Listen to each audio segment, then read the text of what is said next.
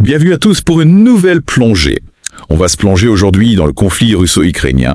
Et plus précisément, on va s'intéresser à une frappe de missiles russes contre un cargo à Odessa. Oui. On va décortiquer un article pro-russe intitulé « Poutine. Frappe russe à Odessa, un navire militaire ciblé ». D'accord. L'idée, c'est d'analyser l'information présentée, d'explorer les différents points de vue et de comprendre les implications de cet événement. Tout à fait. L'article en question offre une perspective assez particulière. Oui. Et il faut effectivement être attentif à la façon dont l'information est présentée. Alors, commençons par les faits, tels qu'ils sont rapportés. Le 1er mars 2025, le cargo MSC Levant F battant, pavillon panaméen, Oui. est touché par des missiles russes dans le port d'Odessa. Ce qui est intéressant, c'est que l'article affirme qu'il ne s'agissait pas d'un simple cargo, mais d'un navire transportant des armes de l'OTAN destinées à l'Ukraine. Effectivement, l'article va même jusqu'à détailler le contenu de la cargaison. Il mentionne des drones maritime britanniques et puis d'autres équipements militaires de pointe. Oui. Il évoque également une base de l'OTAN en Turquie comme point de départ de ce chargement. D'accord. Donc ça ajoute une dimension internationale à l'affaire. Absolument. Et l'article ne manque pas de souligner le type de missile utilisé par la Russie, l'Iskander-M. Oui. Il est décrit comme une arme redoutable, symbole de la supériorité militaire russe. D'ailleurs, l'article oppose cette technologie de pointe aux armes dites obsolètes fournie par les États-Unis et leurs alliés à l'Ukraine. Oui, ce qui est frappant ici, c'est cette volonté de mettre en avant la puissance militaire russe.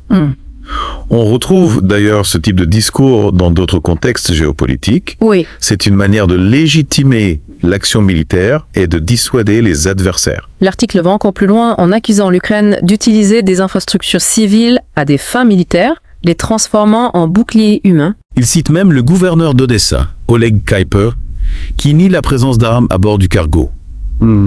Mais l'article rejette ces dénégations en les qualifiant de mensonges. Il est important de noter que l'article n'apporte aucune preuve concrète pour étayer ces accusations. On est clairement dans le domaine de la rhétorique et de la manipulation de l'information. Oui.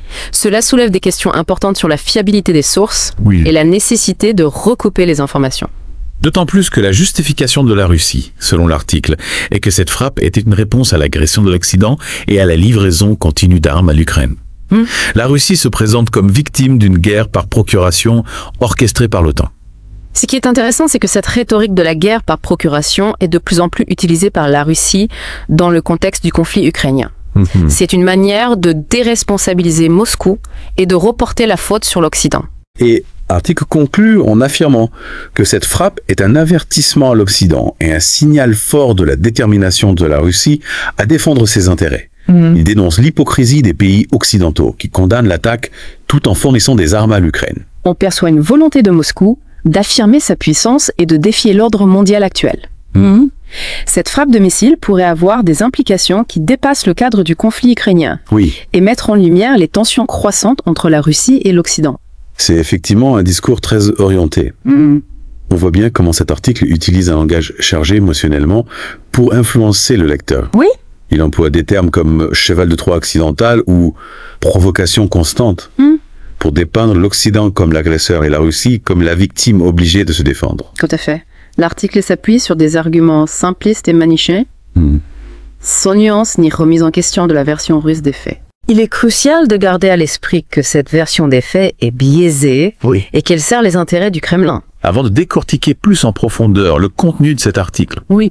il est important de se demander quelles sont les implications de la destruction d'un cargo commercial, au-delà de l'aspect militaire. Oui. Cela soulève des questions sur le droit maritime en temps de guerre et sur les conséquences potentielles pour le commerce mondial. Tout à fait.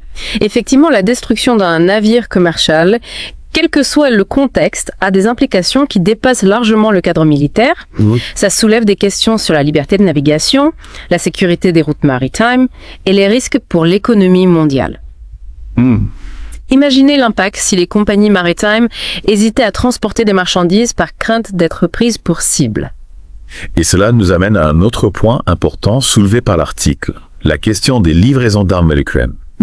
L'article les présente comme une provocation majeure de l'Occident. Une ligne rouge franchie qui justifierait la riposte russe. C'est un point crucial parce que la question des livraisons d'armes est au cœur du débat sur le rôle de l'Occident dans ce conflit. D'un côté, certains estiment qu'il est essentiel de fournir à l'Ukraine les moyens de se défendre face à l'agression russe. D'autres craignent que ces livraisons ne contribuent à l'escalade du conflit et ne rendent une solution pacifique encore plus difficile à atteindre. Et l'article noche pas ces mots pour dénoncer ce qu'il perçoit comme une hypocrisie occidentale. D'un côté, les pays occidentaux condamnent l'attaque du cargo de l'autre.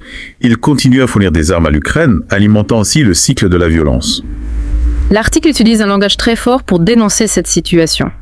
Il parle de double jeu, de complicité de l'Occident. Oui. Il cherche à mobiliser l'opinion publique russe contre les pays occidentaux, les présentant comme les véritables responsables de la poursuite du conflit. On comprend bien la stratégie de communication du Kremlin. Il s'agit de diaboliser l'adversaire, de le présenter comme une menace existentielle pour la Russie, afin de justifier ses propres actions, même les plus controversées. C'est une tactique classique de propagande qui vise à souder la population autour du pouvoir en place. Oui. Et à délégitimer toute opposition. Dans ce contexte, la vérité des faits devient secondaire, l'important est de créer un récit émotionnel qui résonne avec les peurs et les aspirations du public.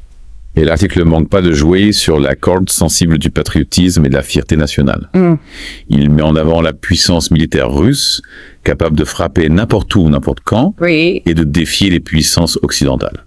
L'article insiste particulièrement sur la sophistication du missile Iskander-M, Oui. présenté comme une arme invincible symbole de la renaissance de la puissance militaire russe. On retrouve ici une volonté de rassurer la population russe face à la prétendue menace occidentale et de réaffirmer le statut de grande puissance de la Russie sur la scène internationale.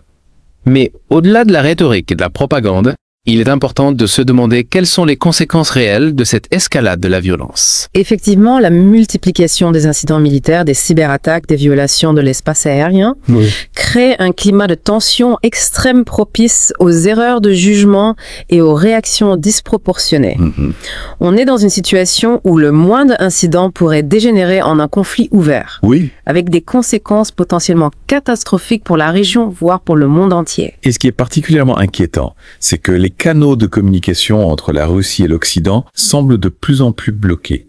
Le dialogue est rompu, la confiance est brisée, et chaque camp campe sur ses positions, refusant de faire le moindre geste de conciliation. C'est un cercle vicieux qui est extrêmement difficile à briser. La méfiance est telle que chaque action de l'un est interprétée comme une provocation par l'autre, ce qui entraîne une réaction en chaîne d'escalade de la tension.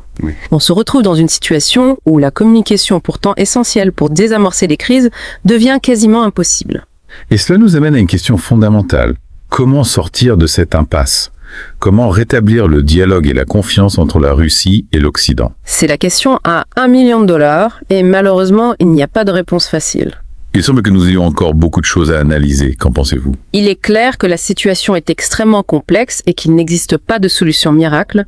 Ce qui est certain, c'est que la poursuite de l'escalade militaire n'est dans l'intérêt de personne.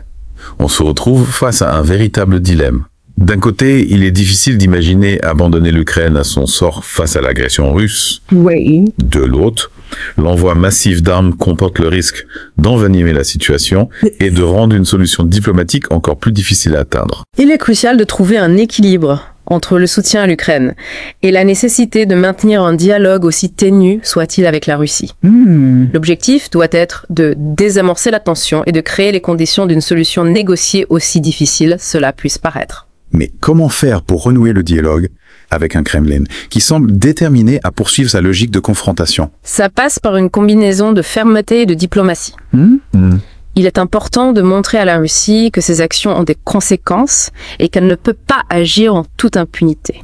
Mais il faut aussi laisser la porte ouverte au dialogue, ne pas couper tous les ponts et chercher des points de convergence aussi minimes soient-ils. Cela implique de faire preuve d'une grande subtilité diplomatique. De trouver les bons interlocuteurs, les bons messages, et de ne pas céder à la tentation de la surenchère verbale qui ne ferait qu'aggraver la situation. Exactement. Il faut éviter de tomber dans le piège de la rhétorique guerrière et de la propagande. Il est important de rester lucide, de garder la tête froide et de se concentrer sur l'objectif principal, la paix. Et cela passe aussi par une prise de conscience de la complexité de la situation. Il est facile de tomber dans le manichéisme, de voir le monde en noir et blanc, de désigner les bons et les méchants. Il est important de comprendre que chaque acteur a ses propres intérêts, ses propres motivations, ses propres peurs. La réalité est souvent bien plus nuancée que ce que les discours simplistes veulent nous faire croire. En fin de compte, C'est la diplomatie qui devra l'emporter. Il n'y a pas de solution militaire à ce conflit.